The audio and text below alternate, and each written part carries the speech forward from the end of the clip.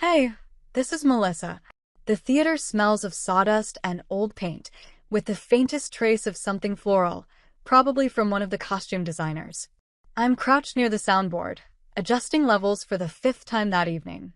Alex strides onto the stage, radiating the confidence that only a lead actor can.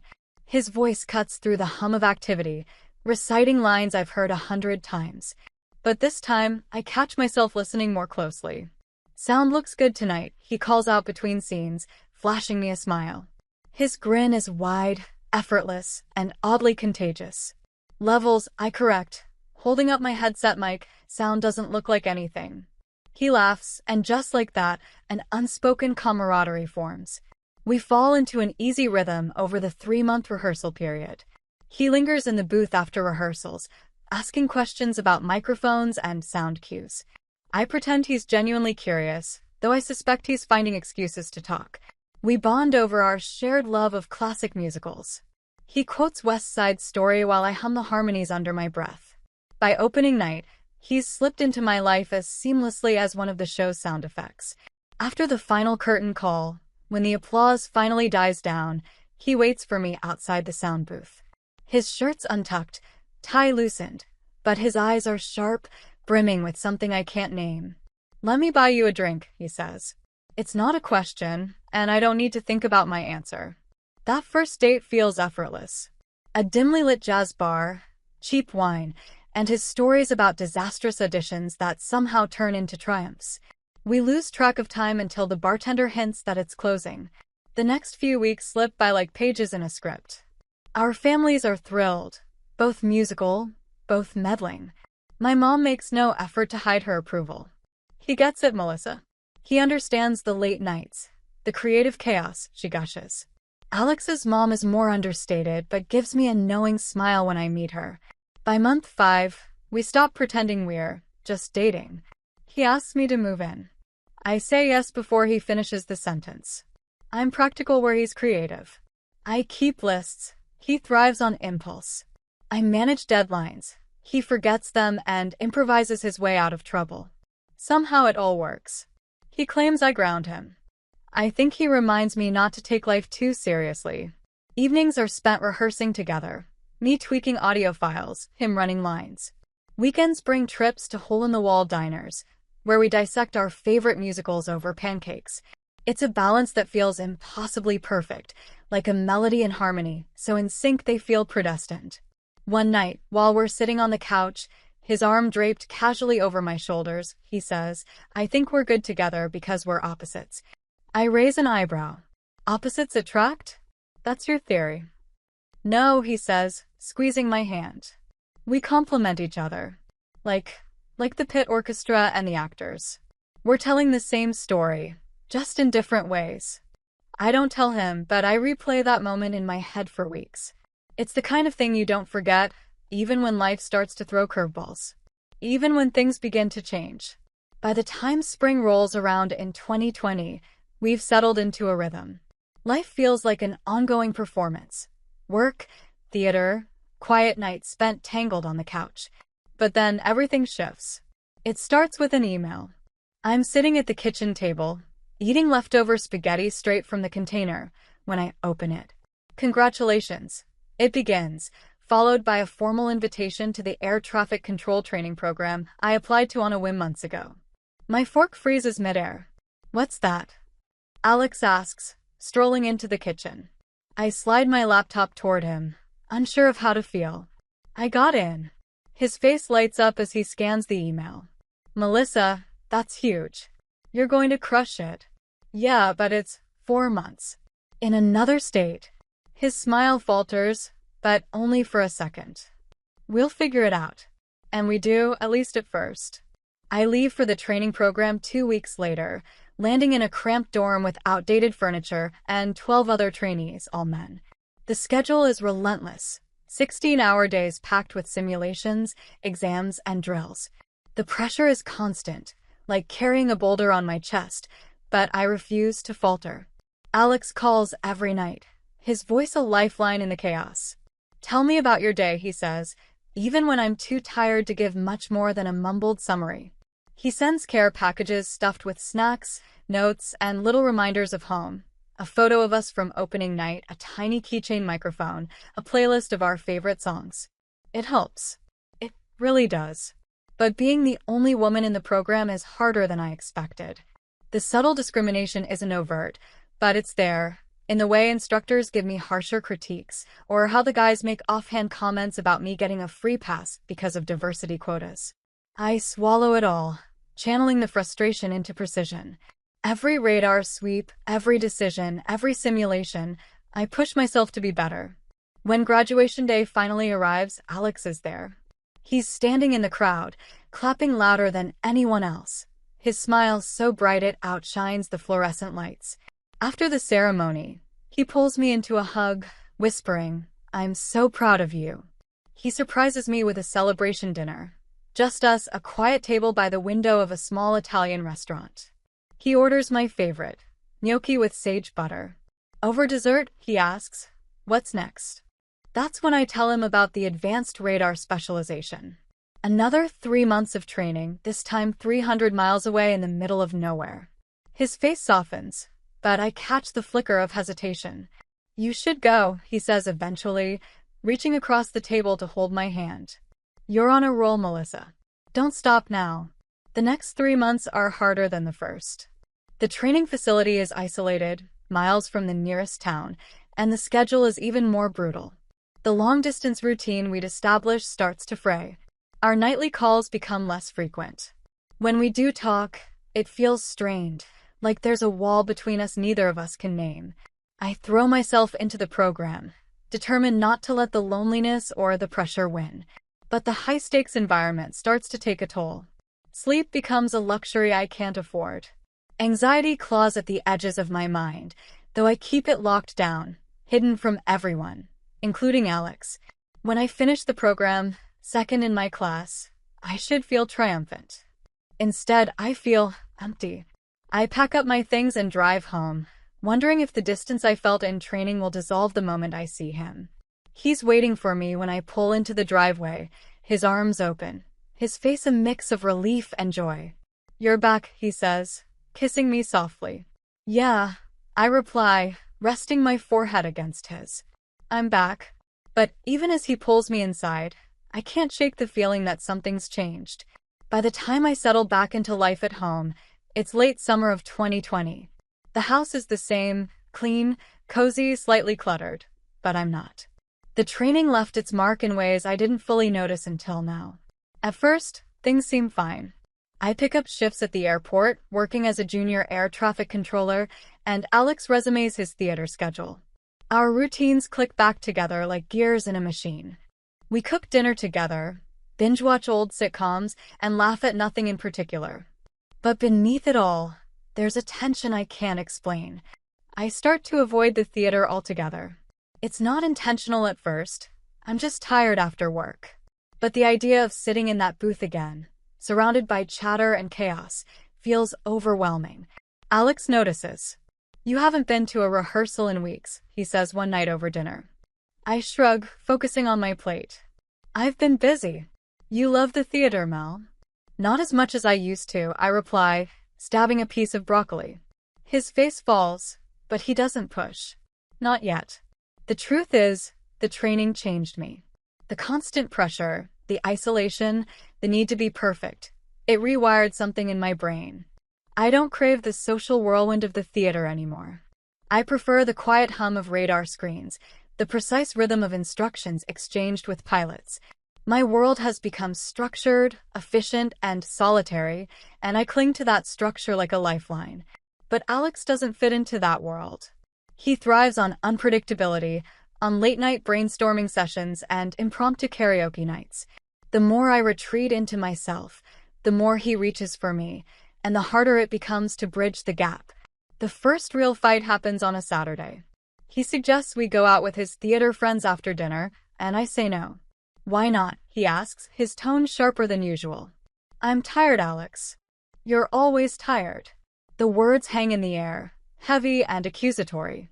Maybe because my job actually requires focus, I snap before I can stop myself. His jaw tightens. "And mine doesn't?" "Is that what you're saying?"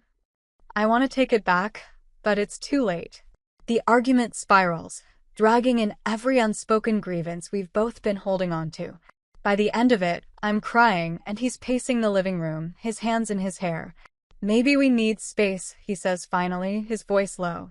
"Maybe we do," I whisper, the words tasting like defeat. The next 2 weeks are a blur. Alex stays at a friend's place, leaving me alone in the house we built together. I throw myself into work, taking extra shifts and coming home too exhausted to think. The silence in the evenings is deafening. When Alex comes back, we try to piece things together. We go out for coffee, talk about surface-level things like work and plans for the weekend. But everything feels forced, like we're playing roles in a scene neither of us believes in. One night, I ask, "Do you think we're different now?" He hesitates, his eyes searching mine. "Yeah, but I think we can figure it out." I nod, but deep down, I'm not so sure. Something's shifted between us, something intangible but undeniable. The following weeks are a careful dance, both of us avoiding topics that might reignite the tension. I focus on my job. He focuses on his next production. We coexist, but the spark that once lit up our lives feels dimmer with each passing day.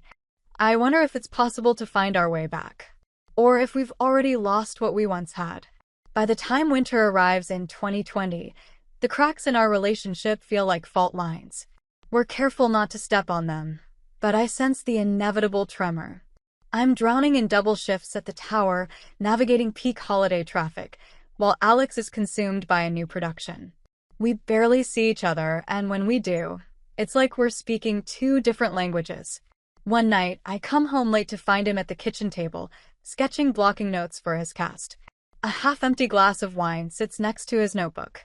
"Late rehearsal?" I ask, pulling off my coat. "Yeah. David wanted to run the final scene a few more times." David, the theater's technical director. He and Alex have been working closely for months now, and I've heard his name more than I care to. At first, I didn't think much of it.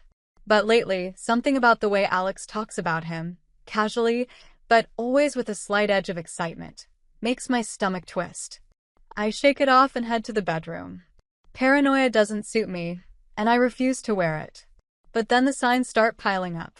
It's little things at first. Alex leaving for rehearsal earlier than usual, coming home later, his phone always face down on the table. One night, I find him laughing at something on his screen, and when I ask what's so funny, he shrugs. "David sent me a meme." You wouldn't get it. Wouldn't I? I don't press him, but the seed is planted. Over the next few weeks, I can't stop myself from noticing. The texts, the private jokes, the way his face lights up when David's name comes up in conversation. Then, during a rare free evening, I decide to stop by the theater. It's unplanned, a whim really. I tell myself I'm bringing Alex dinner, but deep down, I think I'm looking for proof. When I walk into the tech booth, I see them immediately. Alex and David, leaning over a lighting console, laughing about something on the screen. They don't notice me at first, and I stand there, frozen, watching the easy way David rests his hand on Alex's shoulder. "Melissa," Alex says when he finally spots me.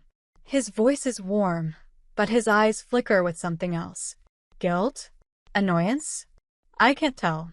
"Brought you food," I say, holding up the bag. My voice sounds strange, even to me. "Thanks." He takes the bag, but the moment feels awkward, strained. David excuses himself, and Alex walks me out to the car. "You didn't have to come all the way here," he says, his tone a little too casual. "Didn't I?" I reply, my words sharper than I intended. We don't talk about it that night, but the next day, I do something I never thought I'd do. I check his phone. The messages are all there. Flirty texts, inside jokes, even a selfie they took during a late-night rehearsal. Nothing explicit, but it's enough. My chest tightens as I scroll, each word a confirmation of what I've been trying to ignore. I confront him that evening. "Is there something going on between you and David?" I ask, crossing my arms to keep them from shaking. His face goes pale. "What are you talking about?" "I saw the texts, Alex." His expression hardens, defenses snapping into place. "You went through my phone?" "Don't turn this on me," I snap. "You've been lying to me." He denies it at first, accusing me of being paranoid, overworked, even controlling. But I stand my ground, and eventually he crumbles. Fine, he says, his voice breaking. It wasn't supposed to happen. We didn't mean for it to get complicated. The words hit me like a slap. I feel the ground shift beneath me as I stare at the man I thought I knew. It's over, I say, my voice steady despite the storm raging inside me. You and me, we're done. He doesn't argue. He doesn't even try. Instead, he nods, his eyes brimming with regret that feels hollow and far too late. By the time he walks out the door, taking his things and leaving the rest behind, the house feels emptier than ever. But for the first time in months, I can breathe. By early spring of 2021, the storm Alex left behind begins to clear, though I'm still standing in its wreckage. At first, I function on autopilot. Work, eat, sleep, repeat. The house feels like a mausoleum of memories I'd rather forget, but I'm not ready to pack them away yet. His favorite coffee mug still sits in the cabinet. The throw blanket he always used is folded neatly on the couch. I tell myself it's not nostalgia, it's survival. Moving on takes energy I don't have yet. But life doesn't pause for heartbreak. Work keeps me grounded, the constant rhythm of radar blips and radio calls pulling me out of my head. My colleagues don't pry, which I'm grateful for. They've seen the shadows under my eyes, the way I keep to myself during breaks, and they give me the space I need. The theater, though, that's a different story. A week after Alex moves out, I get a text from one of the lighting techs. Thought you should know, it reads, followed by a screenshot of a group chat. In it, Alex accuses me of being unstable and paranoid, claiming my job made me controlling and impossible to be around. My hands tremble as I scroll through the messages, each one a dagger aimed squarely at my reputation. I don't reply. Instead, I spend the evening compiling my own evidence. Screenshots of his texts with David, timestamps that overlap with his supposed late rehearsals, and even a few candid messages from mutual friends who noticed his behavior long before I did. By the time I finish, I have a timeline so airtight it feels like a case file. 2 days later, I email it to the theater board. I don't ask for much. I don't demand apologies or public retribution. I simply present the truth and let it speak for itself. Within a week, Alex and David are removed from their production roles. The board cites professional misconduct in their official statement, though the whispers backstage paint a much clearer picture. The fallout is swift. Alex's name becomes poison in local theater circles, and David isn't far behind. Meanwhile, I start receiving messages of support, small, quiet affirmations from people who'd seen more than they let on. You deserved better, one of them says. They're right. With the theater drama behind me, I shift my focus back to my career. I apply for a leadership program at the FAA, figuring it's time to push myself again. To my surprise, I'm accepted, and within weeks, I'm mentoring younger controllers and leading training sessions. For the first time in months, I feel capable, confident, even happy. I also start volunteering with a nonprofit that supports women in aviation. It's a small group, but the work feels important. I share my story with them, not the Alex part, but the journey of getting here, the challenges of training, the isolation of being one of the few women in the room. Don't let anyone tell you you're not good enough, I say during one of our sessions. You've already proven them wrong by being here. It's advice I wish someone had given me earlier. As the months pass, I start to rebuild my life piece by piece. I donate the things Alex left behind, rearrange the furniture, and repaint the walls. Small changes, but each one feels like reclaiming a little more of myself. I even reconnect with the theater, just not as a participant. One night, I buy a ticket to a production I used to love, slipping into the audience anonymously. The show is beautiful, but what strikes me most is how much I enjoy it from this side of the stage. By the time the curtain falls, I'm smiling. Not because I miss it, but because I don't. Alex is a ghost now, a shadow I've left behind. The bitterness fades slowly, replaced by something quieter, softer. Forgiveness, maybe not for him, but for myself. For staying too long, for doubting my instincts, for all the things I wish I'd done differently. And when spring finally gives way to summer, I realize I've grown too. Stronger, wiser, and more certain of who I am and what I deserve. The past will always be there, but it no longer defines me. I have my own story now, and for the first time in years, I'm excited to see where it leads.